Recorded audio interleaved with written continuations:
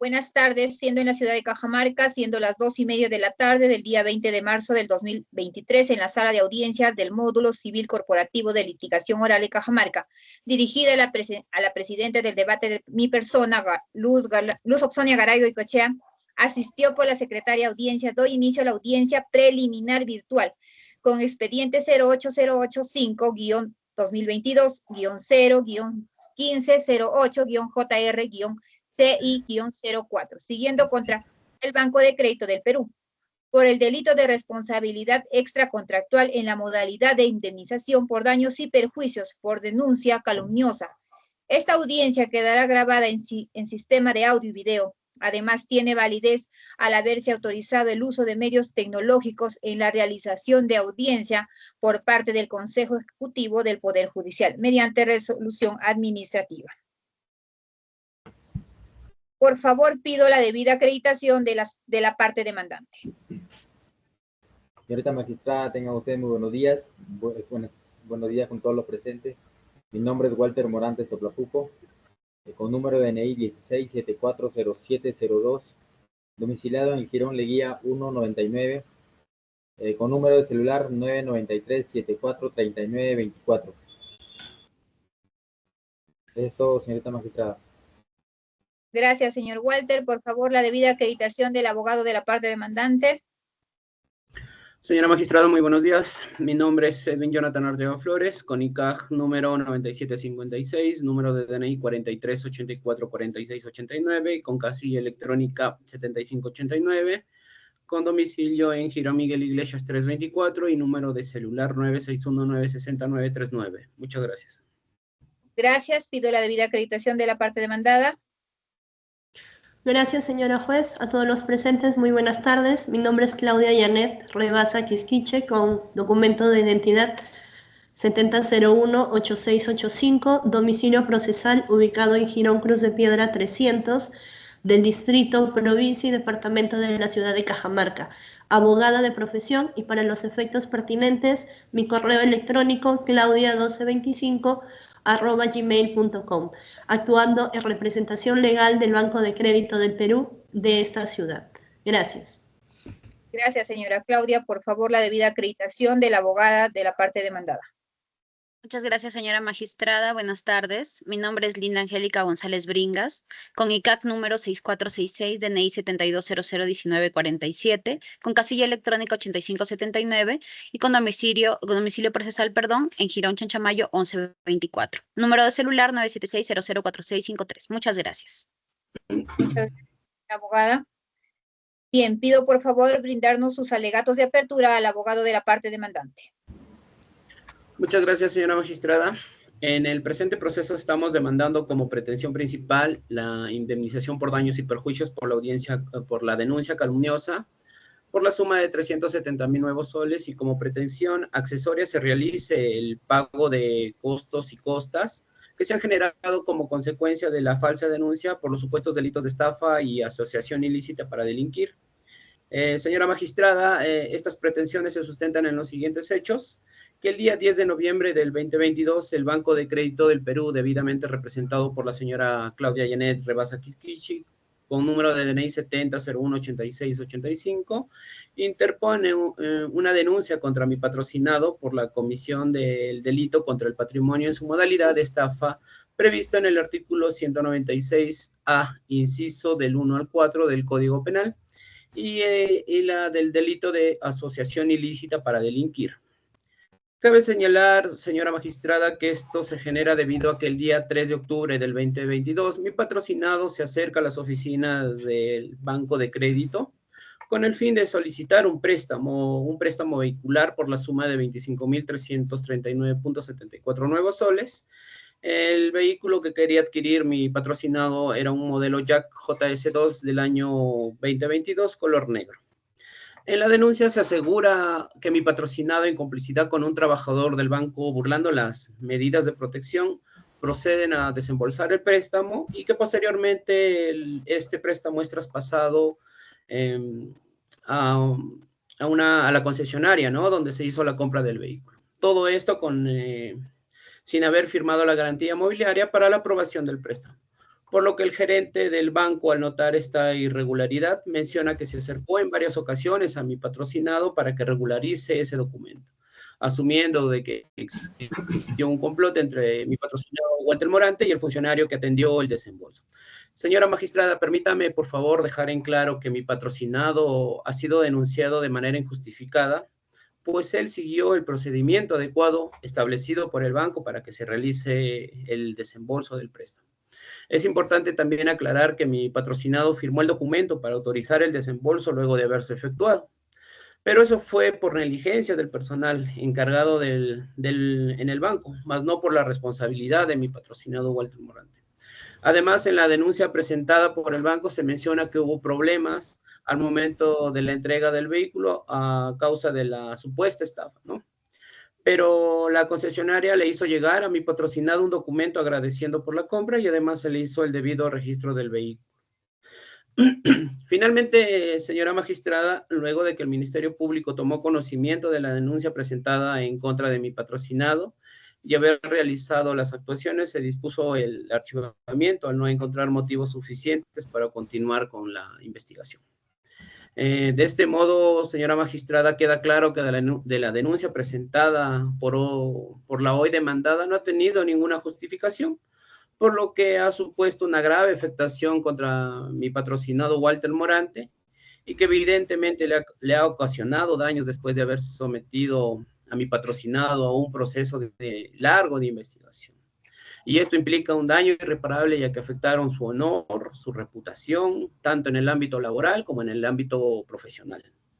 En mérito a los hechos expuestos, señora magistrada, corresponde indemnizar a mi patrocinado Walter Morante Soplapuco la suma de 370,000 soles, por lo que solicito que la demanda sea declarada fundada en todos sus extremos. Eso es todo, señora magistrada. Muchas gracias. Ahora el abogado de la parte demandada, por favor, bríndenos sus alegatos de apertura. Muchas gracias, señora magistrada. Nosotros estamos contestando la demanda negándola en todos sus extremos y solicitando que se declare infundada por los siguientes fundamentos. En principio, vamos a reconocer que lo mencionado por el abogado de la parte demandante respecto a que la denuncia presentada por mi patrocinado sí se realizó contra el señor Walter Morante y que también es cierto que se realizó el desembolso del préstamo a la cuenta del señor. Es importante señalar que sí existe sustento fáctico para la denuncia que se presentó contra el señor Walter, pues sí existieron hechos que justifican que la empresa haya sido víctima de engaño por un grupo delictivo. Además, el representante legal de la empresa no tenía conocimiento que se estaba imputando un hecho falso, pues se conocía que se había armado una estafa en complot de dos personas, el funcionario del BCP y el cliente, en este caso el señor Walter Morante. Al no firmarse el documento de garantía mobiliaria, se entendió que había un acuerdo previo por parte de ambos para burlar el control del banco. Cabe señalar, señora magistrada, que la denuncia presentada contra el demandante no fue con intención de generar daños y perjuicios en su persona, pero sabemos también que el demandante negó haber solicitado el préstamo cuando se hicieron las investigaciones con la denuncia planteada de mi patrocinado. El día 3 de octubre del 2022, el señor Walter Morante acudió a la oficina del Banco de Crédito del Perú, ubicada en el Jirón Comercio de esta misma ciudad, en donde fue atendido por el señor Pedro Sánchez Pérez, funcionario del BCP, y firmó un documento para instrucción de póliza de seguro de desgravamen. En ese momento se informó al señor Walter Morante que una vez que el vehículo sea inscrito en SUNAR, debería suscribir una garantía mobiliaria a favor del BCP con la finalidad de asegurar el pago de esta deuda. En un inicio, debido a que el señor Morante tenía un crédito preaprobado, se entregó los documentos necesarios para redactar el contrato de garantía y endoso de la póliza. Entonces, el BCP procede a desembolsar el importe antes mencionado por el abogado a la cuenta bancaria del señor Walter Morante con un número 2451187576571, monto que luego fue abonado a la cuenta de la concesionaria DERCO ubicada en la ciudad de Cajamarca para poder realizar la compra del vehículo. Señora magistrada, es importante señalar que a pesar que el señor Morante ya contaba con la inscripción del vehículo financiado por el BCP en las que se solicita se acerque a la oficina para suscribir la correspondiente garantía inmobiliaria, él se niega a hacerlo. Sin embargo, cuando se presenta la denuncia por parte de mi patrocinado, el señor niega haber solicitado el préstamo por la compra de su vehículo y además cuando ya el vehículo ya adquirido, ya lo había transferido mediante donación a nombre de otra persona. Luego de estos acontecimientos mencionados, se verifica que el funcionario que atendió al señor Morante en el desembolso del préstamo no había cumplido con sus obligaciones de control y seguimiento, lo que propició que el señor Morante burle el procedimiento y no firmara la garantía, y además se niegue posteriormente el haber recibido el préstamo por parte de BCP. Señora magistrada, el señor Morante es abogado y en su condición él conoce las disposiciones normativas que regulan el préstamo celebrado, tales como la existencia del contrato a pesar de la garantía al inscribirse el vehículo. Es por eso que el BCP procedió a denunciar los hechos ante la autoridad policial luego de asumir la conducta del funcionario y el cliente sin ninguna intención de ocasionar daños y perjuicios al señor Morante. Por lo expuesto, señora magistrada, solicito a usted declarar infundada la demanda en todos sus extremos con expresa condena de costos y costas a nuestro favor. Muchas gracias. Gracias, abogada. Luego de haber escuchado el relato de los hechos por ambas partes, procedo a indicar que nuestra legislación prevé medios de solución de conflictos, como es la conciliación. En tal virtud, siendo oportuno consultar a las partes procesales si da la posibilidad de llegar a un acuerdo. Asimismo, les recalco que al llegar a cualquier propuesta formulada no va a iniciar en la decisión final que este juzgado considere. Por lo tanto, de tener un acuerdo voluntario, el presente proceso concluirá. Asimismo, se debería cumplir con los términos ya acordados. Señor Walter, quisiera saber si desea conciliar con la señora Claudia Rebasa en calidad de la representante legal del BCP. Señora magistrada, por mi parte, no tengo ninguna intención de conciliar con la señora aquí presente, ya que lo único que pido hoy es se me llegue a indemnizar por los daños ocasionados. Tengo hijos menores, ellos han visto las publicaciones de las denuncias que me hicieron ocasionándome daño psicológico en ellos. Lo único que solicito, señorita magistrada, se me indemnice por los antes ya mencionados por parte de mi abogado. Eso es todo, señorita magistrada. Gracias, señora Claudia Rebasa. ¿Usted desea conciliar con el señor Walter Morante? Señora magistrada, el trabajo de mi abogada es proteger nuestros intereses y aún así accedimos a poder conciliar. Sin embargo, lamento profundamente no poder llegar a un acuerdo con el señor Walter, ya que nosotros en ningún momento tuvimos la intención de generar problemas y complicaciones, pues teníamos motivos como base para plantear la denuncia e iniciar un proceso. Vuelvo a recalcar que nosotros sí tenemos la intención de conciliar por el bien de ambas partes. Eso es todo, señorita magistrada. Gracias. Considerando que no es posible llegar a un acuerdo de dar una frustrada de la conciliación, en esta etapa corresponde verificar todo lo presentado por las partes procesales y confirme la resolución número 11 de autos y vistos, y considerando que, primero, según lo establecido por nuestro ordenamiento procesal civil vigente, corresponde al juzgado en este estado del proceso verificar si la relación jurídica procesal se encuentra válidamente constituida a través de la concurrencia de todos y cada uno de los presupuestos y condiciones de la acción, a fin de poder emitir un pronunciamiento válido sobre el fondo del asunto.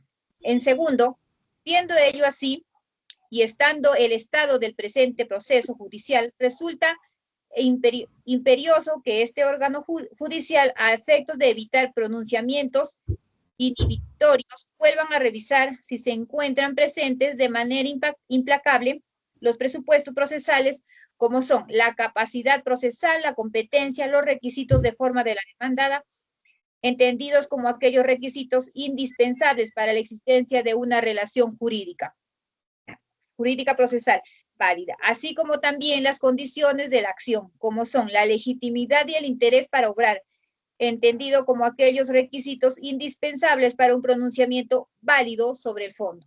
En tercero, que en el presente caso concurren todos los presupuestos y los requisitos para un pronunciamiento válido sobre el fondo del asunto, relativos al interés procesal de la parte demandante y la legitimidad para obrar de ambas partes. Y en consecuencia, estando a lo previsto por el inciso 1 del artículo 465 del Código Procesal Civil, corresponde declarar la existencia de una relación jurídica procesal válida y, por ende, saneado al proceso. y teniendo en cuenta además que las partes demandada, al contestar el traslado de la demanda, no ha formulado excepciones o defensas previas que requieran pronunciamiento jurisdiccional en este proceso. Se declarar la existencia de una relación jurídica procesal válida y por ende declararse saneado el presente proceso.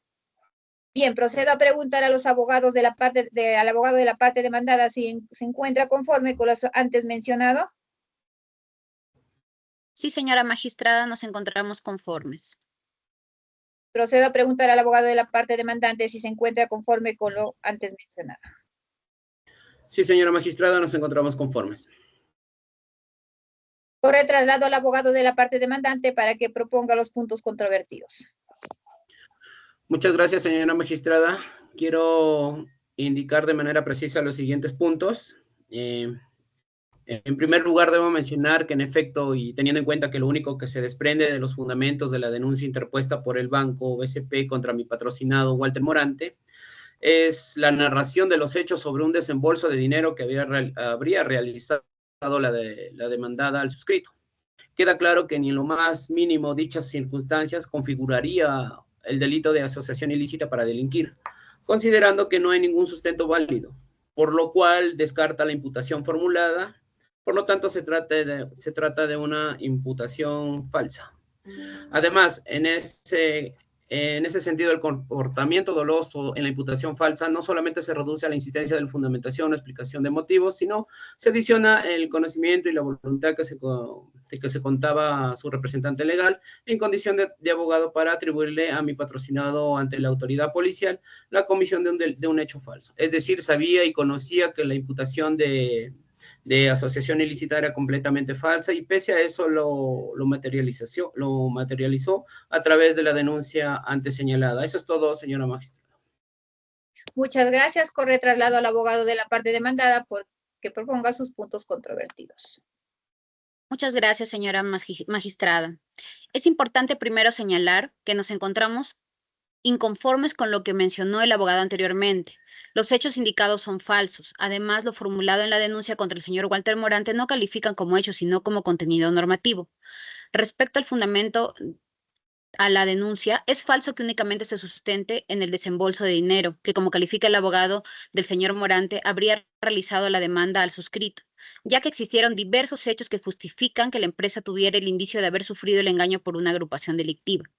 Señora magistrada, respecto al conocimiento y voluntad del representante legal en su condición de abogado, referido por el abogado del señor Morante, indicamos primero que a la investigación nunca se apersonó el representante legal de la empresa, ya que los apoderados son representantes voluntarios. Además, como indicamos, el señor Morante expone los hechos de manera parcial y subjetiva, ya que lo real es que sí existieron diversos hechos que justifican que la empresa tuviera el indicio de haber sufrido un engaño y por lo tanto sí tuvo la base suficiente para poder plantear la denuncia contra el señor Morante. Eso es todo. Muchas gracias. Muy bien, habiendo escuchado ambas partes, continuaremos con la fijación de los puntos controvertidos, teniendo en cuenta la demanda y la contestación de esta, el cual obra autos. Se debe determinar si el Banco de Crédito del Perú ha efectuado una denuncia calumniosa contra el señor Walter Morante Soplapuco de manera que ha producido los daños que invoca el demandante.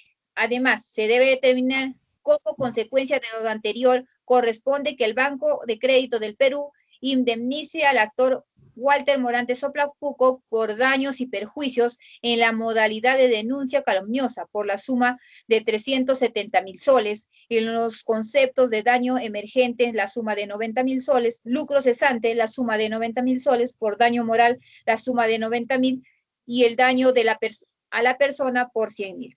Y finalmente determinamos si corresponde ordenar el pago de costos y costas a la demandada. Bien, procedo a preguntar al abogado de la parte demandada si se encuentra conforme con la resolución emitida. Sí, señora magistrada, conforme. Pregunto al abogado de la parte demandante si se encuentra conforme con la resolución emitida. Sí, señora magistrada, nos encontramos conformes. Bien, procedo a emitir la resolución número 13, resolviendo autos y vistos considerando. Primero, en esta etapa del proceso del debe revisar los requisitos de admisibilidad y procedibilidad de los medios probatorios ofrecidos por las partes, los mismos que debe tener una relación directa con los puntos controvertidos antes señalados. Segundo, que se advierte el escrito de la demanda y de contestación de la demandada que los medios probatorios ofrecidos por las partes cumplan con los requisitos antes señalados y guarden relación con los puntos controvertidos, por lo que se resuelve que respecto a los medios probatorios admitidos presentados por el demandante, la prueba testimonial se declara improcedente dada que el demandado no es testigo sino parte. Documento desde el numeral 1 al 26 y que en autos obran de foja 02 al 84. Exhibicionales de la carpeta fiscal número 7422-2023, Fiscal Superior Penal de Cajamarca, para lo cual cúrsese oficio a la referida dependencia del Ministerio Público a fin de que remita las copias certificadas de la carpeta fiscal. Procedo a preguntar al abogado de la parte demandante si se encuentra conforme con los medios probatorios admitidos. Sí, señora magistrada, nos encontramos conformes. Gracias. Ahora procedo a indicar lo correspondiente a los medios probatorios presentados por el demandante.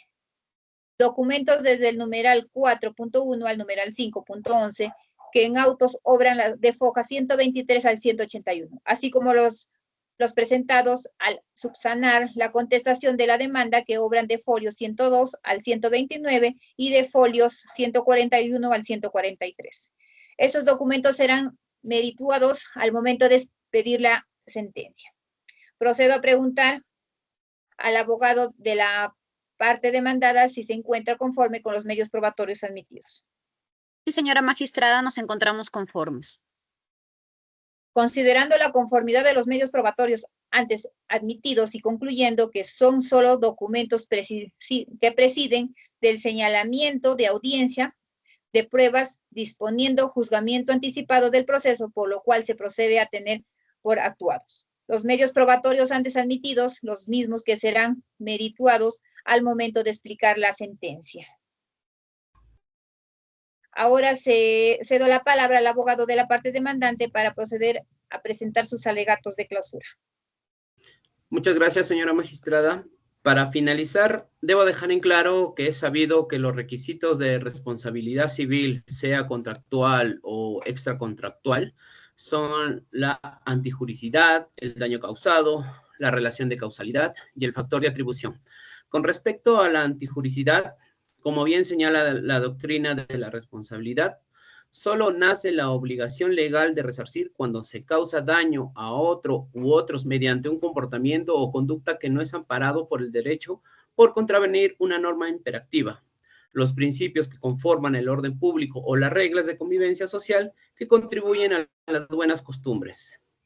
En el caso de la responsabilidad extracontractual, teniendo en cuenta que este caso se presentó con imputaciones falsas, una conducta es antijurídica cuando la acción que se ha realizado está prohibida por el ordenamiento jurídico. En otras palabras, señora magistrada, dicho comportamiento es contrario a derecho.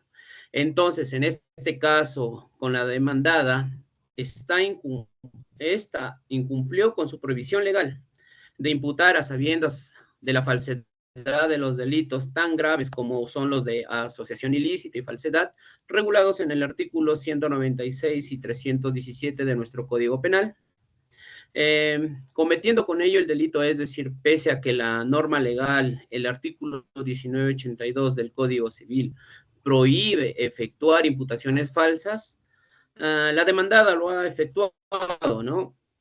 Por lo que en mérito a eso, la conducta desobligada de la emplazada obviamente es antijurídica, señora magistrada. Conforme al artículo 1982 de nuestro Código Civil, señala que nos corresponde exigir al BCP la indemnización de daños y perjuicios, ya que al momento de realizar la denuncia ante la autoridad competente, a mi patrocinado Walter Morante, sabían que existía una falsedad y ausencia de motivo razonable, atribuyéndole la comisión de un hecho punible. Eso es todo, señora magistrada. Gracias. Gracias. Ahora cedo la palabra a la abogada de la parte demandada para que proceda a presentar sus alegatos de clausura.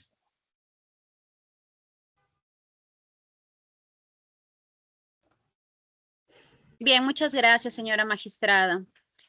En conclusión, al interponer la denuncia a mi patrocinada contra el señor Morante, se hizo porque evidentemente sí fue víctima de una estafa a cargo de 2 personas. En ese sentido, el BCP ejerció un derecho en amparo del interés público y no actuó en contra del ordenamiento jurídico como menciona el abogado. Por otra parte, fue el Ministerio Público quien decidió aperturar investigación y calificar los hechos en ejercicio de su deber. Asimismo, durante el proceso penal y en virtud a los elementos de convicción entregados por Fiscalía, el juez de investigación preparatoria del cuarto juzgado determinó que si bien el comportamiento del señor Morante después de haber realizado el desembolso del dinero resulta a todas luces cuestionable, señora magistrada, estaríamos ante un caso que debería ventilarse en la vía extrapenal.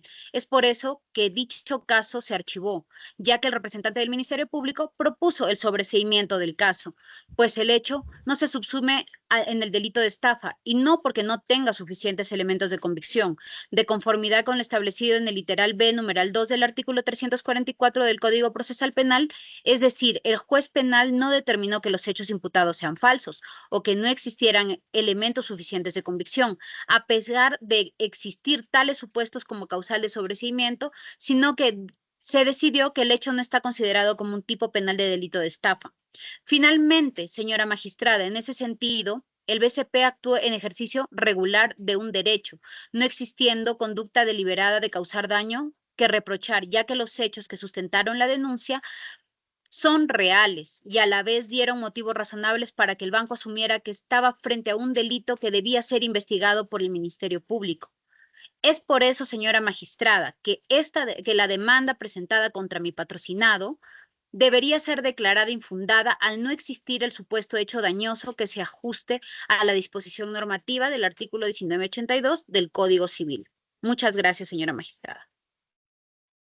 Gracias. Luego de haber escuchado los alegatos de clausura de ambas partes, indico que está pendiente la remisión de las copias certificadas de la carpeta fiscal número 7422-2022, para la cual se ha dispuesto procedentemente se curse oficio a la Fiscalía Superior Penal de Cajamarca y se les notificará oportunamente, pues quedaría expedido el presente proceso para expedir la sentencia que corresponda. Con lo que terminó la presente audiencia, siendo las 4:30 de la tarde, quedando notificada la parte interveniente en la resolución emitidas en esta audiencia. Doy por concluida esta presente audiencia. Gracias.